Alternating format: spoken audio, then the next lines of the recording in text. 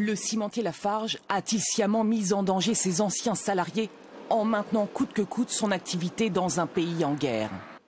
C'est ce que soutient Nidal Wahbi, chargé de 2010 à 2012 des ressources humaines dans l'usine syrienne du groupe Lafarge. Il est à Paris pour témoigner devant la justice française contre son ancien employeur. J'ai été moi-même kidnappé pendant 10 jours. Ils m'ont kidnappé seulement parce que je travaillais chez Lafarge. Ils n'ont pas payé pour vous? Pas une seule livre syrienne. Rien. Ils ont joué avec moi pendant 10 jours. Ils disaient qu'ils négociaient. Et ensuite, ils ont dit qu'ils ne paieraient pas. Et ils m'ont mis dans une situation très dangereuse. Nidal Wahbi finira par payer lui-même sa rançon. Voici l'usine syrienne du groupe, près d'Alep. Elle a coûté 600 millions d'euros.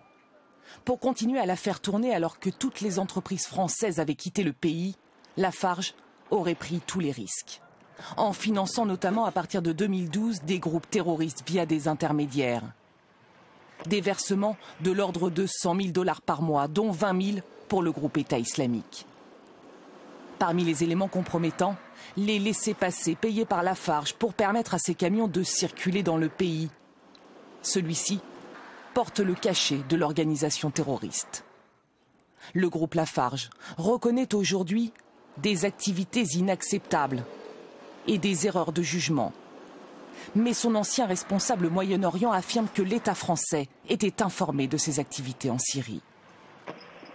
Tous les 6 mois, on allait voir le Quai d'Orsay qui nous poussait à rester. Si l'État français a été possiblement impliqué, les juges d'instruction devront étudier en profondeur cette possible implication. Plusieurs organisations non gouvernementales ont porté plainte contre le groupe Lafarge pour financement du terrorisme. Elles demandent aussi l'audition de Laurent Fabius, ministre des Affaires étrangères à l'époque des faits.